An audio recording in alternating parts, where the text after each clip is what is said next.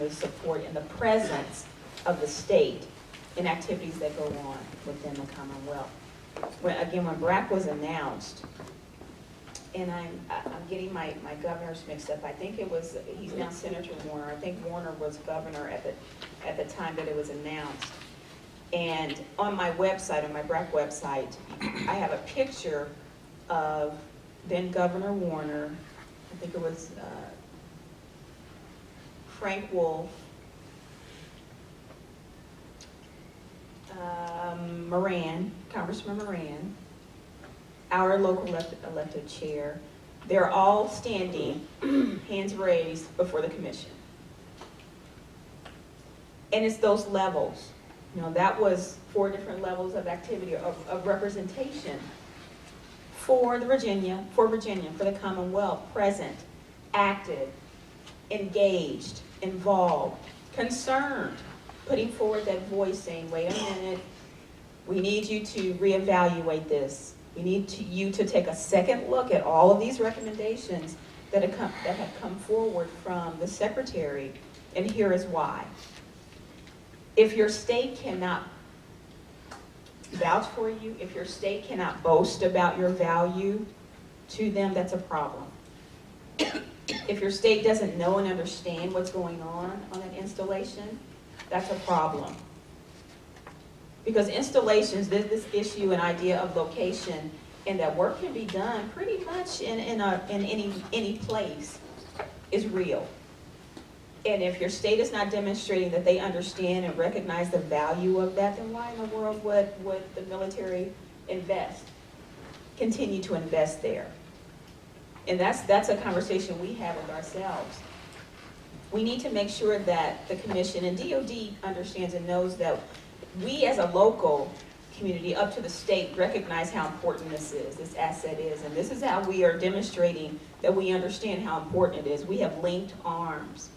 And to get through, you're going to have to go through all of us, kind of a thing.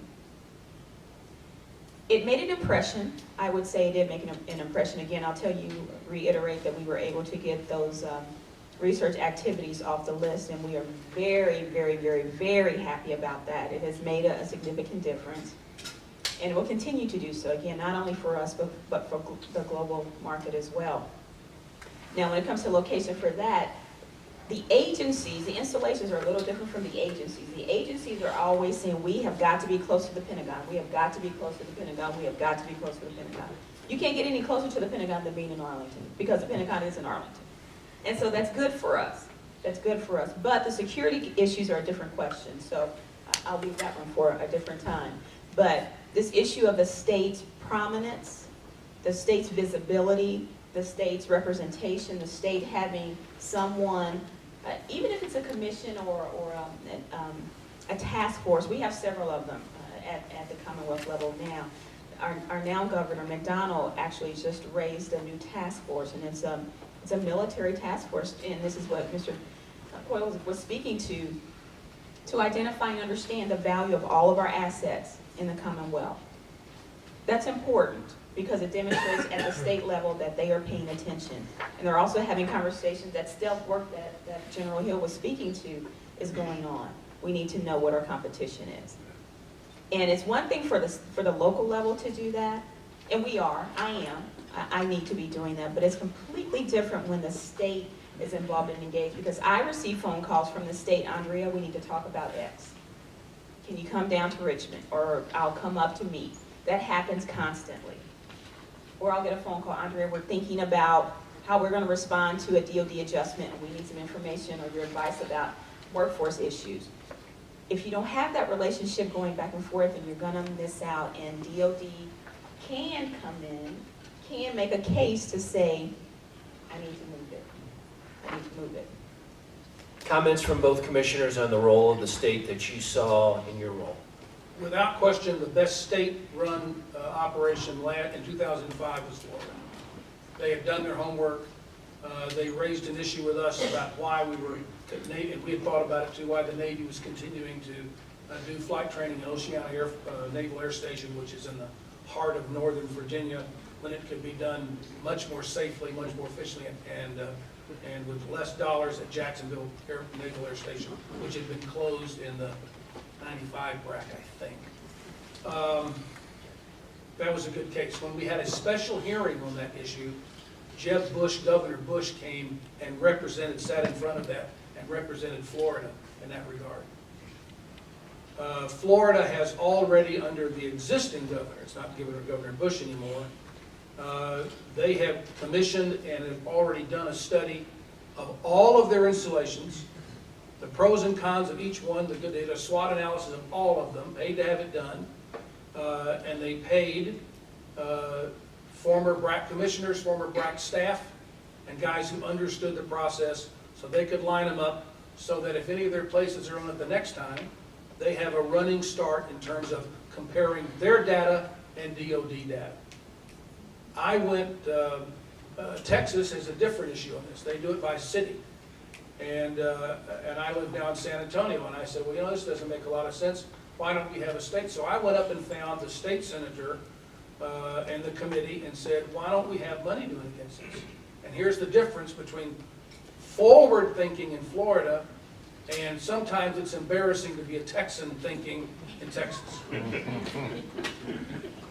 Under Ann Richards, when the first BRAC happened, she said, we're not going to compare cities because we'll have to pick and choose, and it'll be hard to defend one, and they'll all sink or swim on their own. That's a Texas mentality, by the way, sink or swim on your own. They took it in the ear. When Governor Bush, George Bush, was governor of Texas, he took a different approach, and he put about $200 million state money against the BRAC, improving things around bases, adding roads to ensure that it didn't look like there was hard to get into, all kinds of things, and Texas did very well. Texas was an overall winner in 2005 because they worked it mostly through Senator Hutchinson's office, but it was a state issue. Texas today, because we run the legislature's only in session every other year, and they propose a 2-year budget. There's not one dime against it now, cannot be a dime against it, and I predict that there will be some major, and I could almost tick them off what will lose in Texas next time around because they will not have a plan. You guys ought to have the same thing, and I encourage any state that asks, you got to have a state program, period. You ought to know what you have, and the state ought to be supporting Warner Robins in the defense of Warner Robins Air Force Base, period. You may still lose, but at least you put your best foot forward. It won't surprise you if I say that California is different.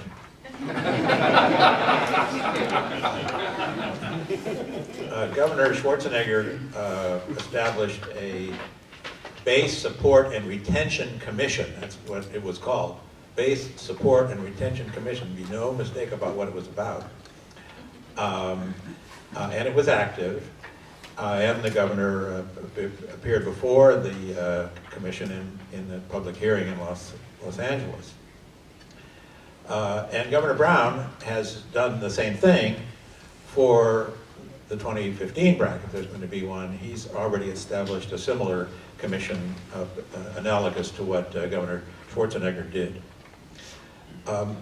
However, notwithstanding those good efforts by the state, I would say that the force, the energy in California in 2005 came from the local communities.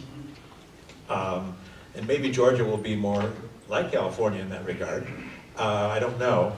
But each of the important communities, San Diego, the other locations, put a lot of effort in. And it was palpable when we went to visit these locations.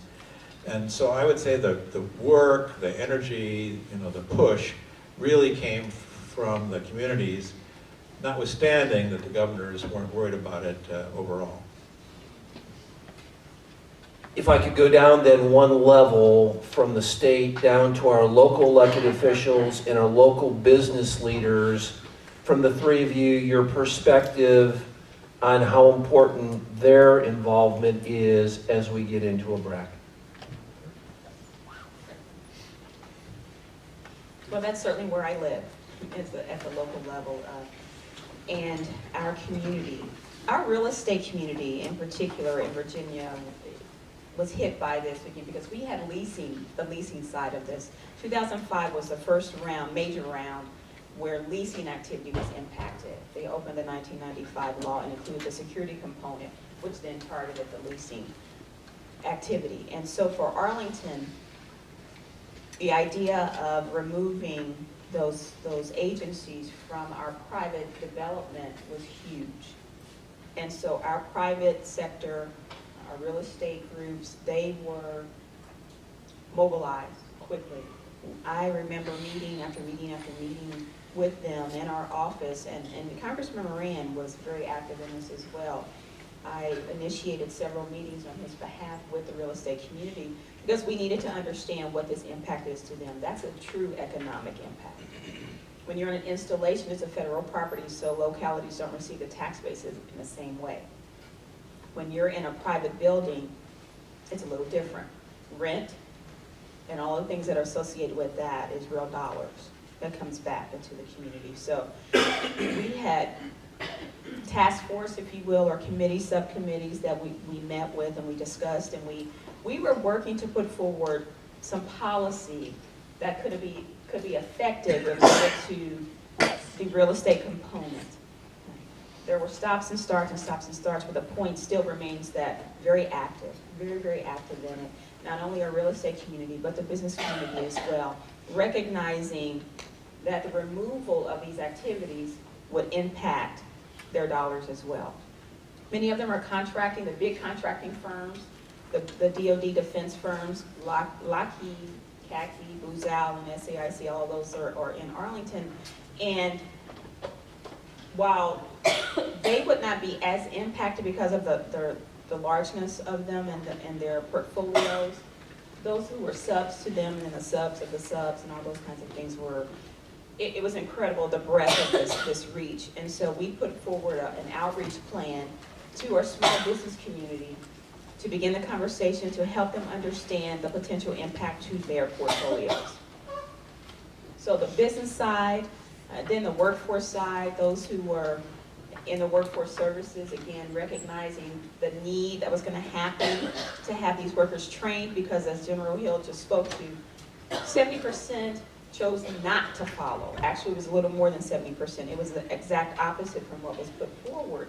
And so we knew we would need training opportunities. So that's when the colleges and universities became a vital important part of this as well.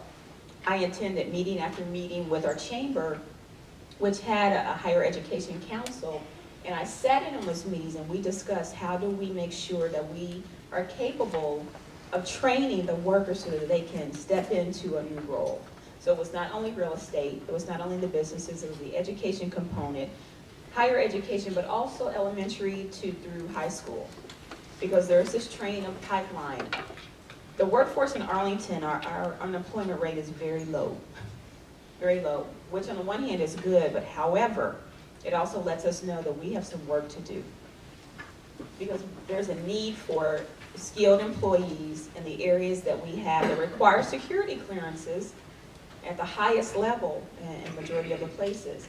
And so we need to begin this conversation now. So it was a very comprehensive outreach and a comprehensive response to BRAC that incorporated from education to the economic development side, and then planning.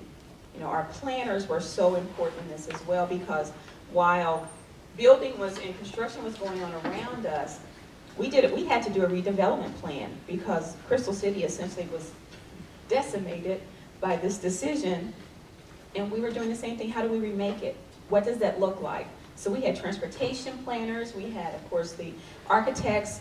It was a very, very expansive activity and response. The team needed to be intact, the team needed to be united. We had to have conversations about what this means, what we want this to look like, how we could affect it going forward. We have a 40-year plan for Crystal City, and that is a result of those partnerships.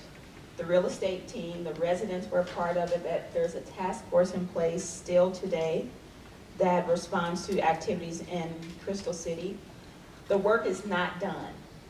And it won't be done. And that's the point. Preparation is always ongoing. You don't stop it. Just because you have a success or you have a loss, whatever the case may be, you don't stop it. You continue it because things are evolving and DOD is still making decisions. And it may not only be DOD. We have a civilian BRAC going on as well. And that's where the other federal activities are deciding to reduce their footprints. That's real. So there's always an opportunity to be engaged and to be involved and to make sure that your partnerships are solid. And that's going to bode very well for you going into the future. I think Phil's point earlier is that clearly, you need that state involvement.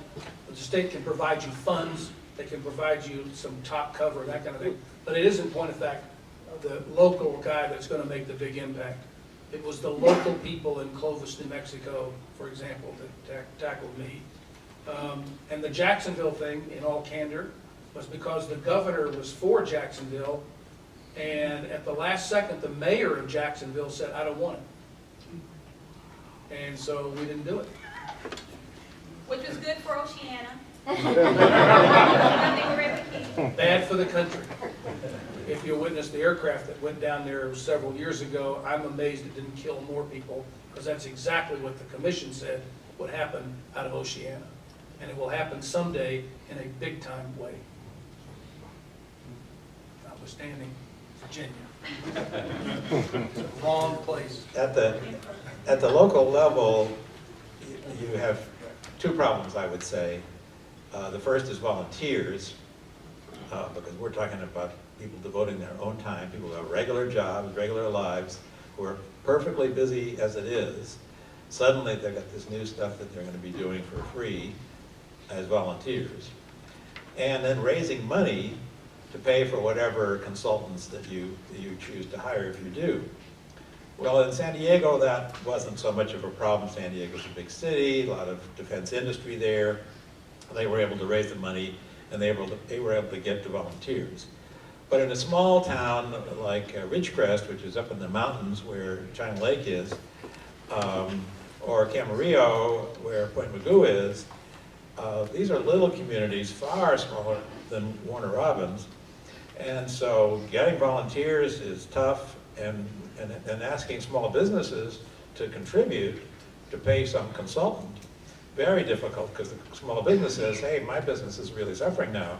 I can't give you $5,000 or whatever it is you want. I can't do that. So those are the two big problems, is volunteers and money.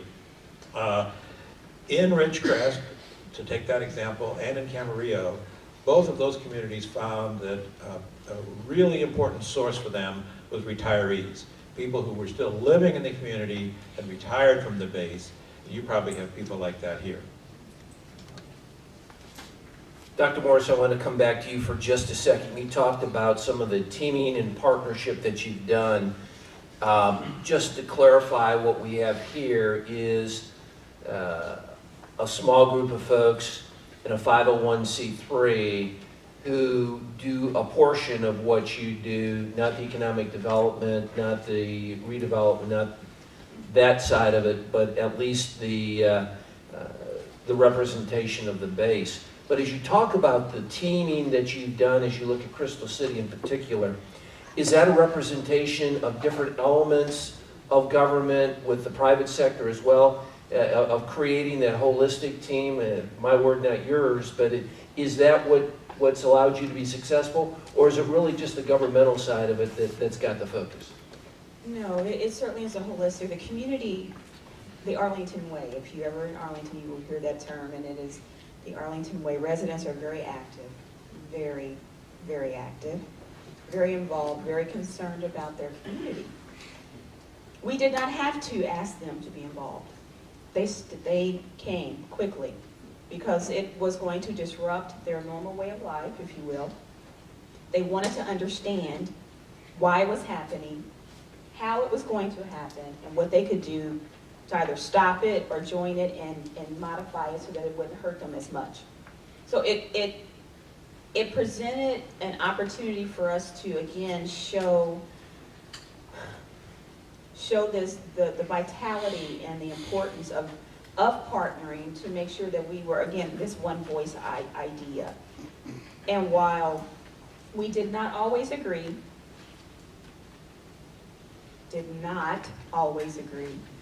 we were able to come to terms with the differences to demonstrate that we could put aside the more parochial challenges to say this is what's going to be best as a whole.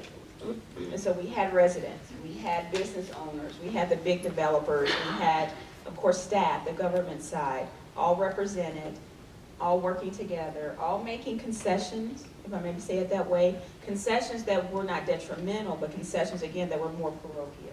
You know, this is mine, and I have to have this kind of a thing. We were able to work past that and get to the point where we put forward a plan or actions that demonstrated we recognized the asset that we had, that we recognized its value.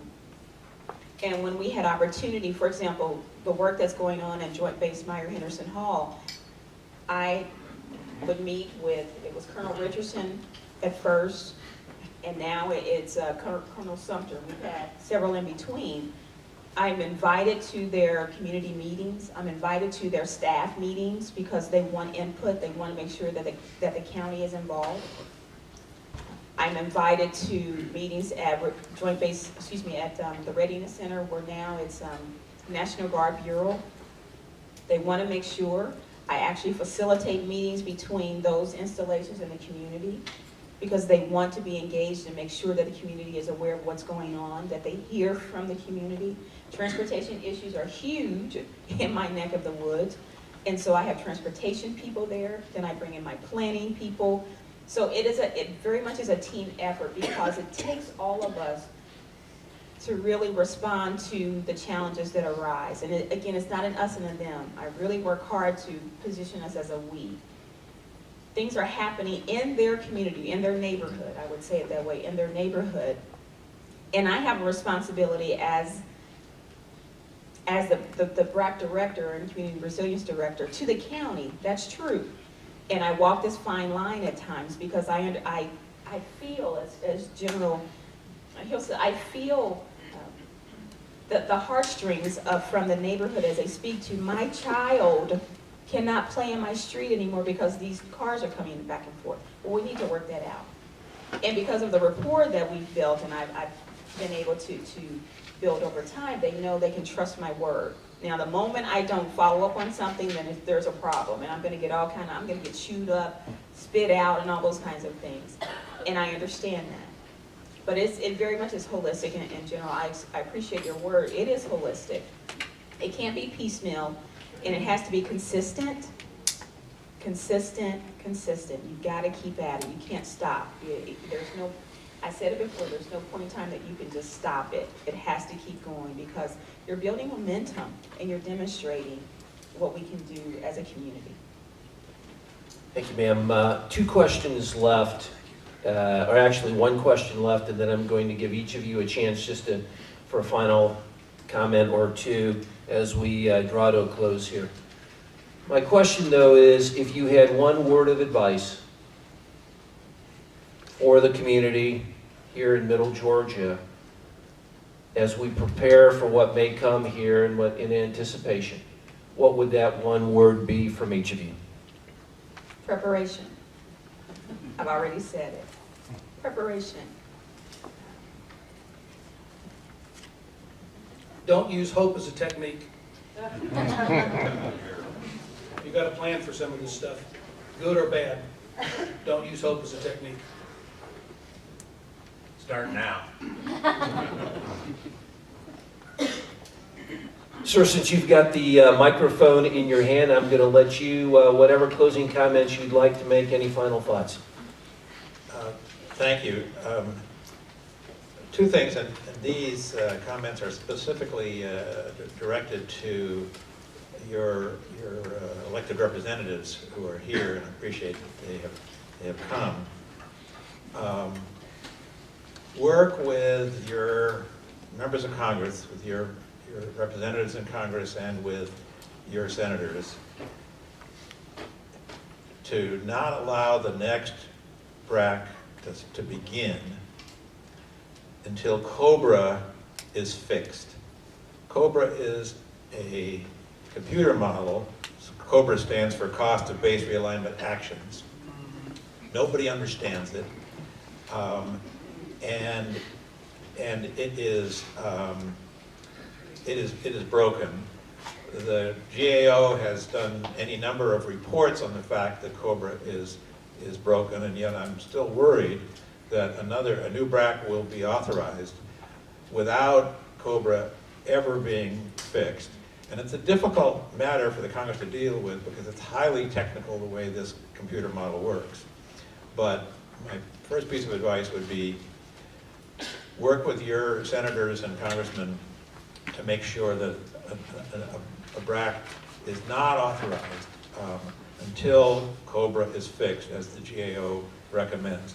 Otherwise, you're going to be tilting at windmills. You won't know what you're fighting. And the other thing is to know going into the next BRAC how exactly military value for your base is going to be determined. The way that military value was determined the last time was pretty subjective. And I dare say that most communities would not have, when it was all said and done, most communities would not have been able to explain why their base got a high military value or a low military value. So I think clarity in those two areas, how is military value going to be determined, and fix the COBRA, would be two important things to do. I'll say that removing the sting of the word BRAC around Georgia is important, and this is why. DOD can make a decision that is outside of BRAC, and I said that earlier. Any DOD adjustment is what we need to be responding to. And the end result of all the activities and actions that are put forward should be community resilience. Building a resilient community, building a community that is thriving, that is healthy, that understands and knows its economies and are able to say, we're strong here, we have the market here, we have capacity here, let's go after it. Whatever that it happens to be. It's beyond BRAC. BRAC is certainly an impact. BRAC is certainly a shock. And again, I'm speaking from we gasped. I tell you, we really did. But I had to move beyond those 4 letters to begin understanding that I need to build a space or a community that is ready for anything, that can respond to anything, that is set up, that is educational, training, planning, transportation, the public health, mental health, the emergency. All of those are aspects of a community that have to be healthy and vital, because it's when they're healthy and vital that you're really able to attract and retain. When you're weak in one area, that one area can drag you down, no matter what the area happens to be. So as you're thinking about BRAC, as these 4 letters are right here planted in our face, know that it's beyond BRAC. Know that it's about more than BRAC, because even working with your local installations, the effect of that will be to build a very strong and tight and resilient community. And that's what you want to do. That's what we're doing. That is my focus. That's why resilience is in my title now. I'm working with educational institutions so that we can bring forward and bring to bear our other indigenous resources. And you have them here. Take advantage of them. Look at them. What are they? I know energy is a big one. What are you doing in the area of energy? Do you understand even your capacity for it? It's time to look beyond so that you can really define who you are and who you want to be. Only you can do that, and it takes the collective to do that. So look beyond the BRAC and understand the resilient side of it and building this we instead of this us and this them. And I would say, as you look at going beyond Warner Robins or going beyond this arena, recognize the interconnectedness between you and even Atlanta. Atlanta might be 90 miles away or whatever it happens to be, but they're still critically important to you as a region. You look at the region as well. What can the region accomplish? Well, again, our economies. There are some dependencies there. Do you know what they are? It's time to evaluate them, study them, identify them, and then you can begin again attracting, taking advantage of, leveraging all those buzzwords, but they have an effect. So move beyond and begin that preparation and planning. Just a couple of quick things that leave it to Mr. Coyle to bring up an incredibly important COBRA issue and the tactics of it. In our deliberations, when Phil Coyle talked, we all kind of leaned in and listened because he said very smart things like that, and it brought it all before. I would just leave you with a positive note, and that is that the BRAC process is as about a fair process for communities as there can be. DOD is going to look at it, and I thought that, again, Mr. Coyle's analysis of what the Air Force is thinking, what the Army is thinking, is very accurate. They're going to come at it because there's a bottom line for them. They're going to come at it as bureaucracies come at things. They're going to come at it as technocrats come at things. There's going to be, and they have to do it through this arcane system, COBRA, and they've got to do the scoring on it. And then they're going to put some subjective stuff. You can't deal with that. You cannot control that. Do the work on the things you can control, and don't worry about the other. What can you control? You can control your community relations with your installation. You can control, the installation can control how well the installation performs vis-a-vis other people. All of you working together with the same common goal helps. And then in the final analysis, the government is going to appoint 9 pretty good Americans. They're going to appoint 9 well-meaning, smart people to decide this stuff. And those well-meaning, smart people are going to, I promise you, I don't have a clue who these other 9 guys are going to be, but the ones that preceded us and us, they're going to do it with absolutely the best interests as they can see it for what the country needs. And you can help them see that. You can help them see it. Anyway, it's a good process, about as good as it can get. I don't know how you fix it any better. Ladies and gentlemen, first, please join me in a very vigorous round of applause.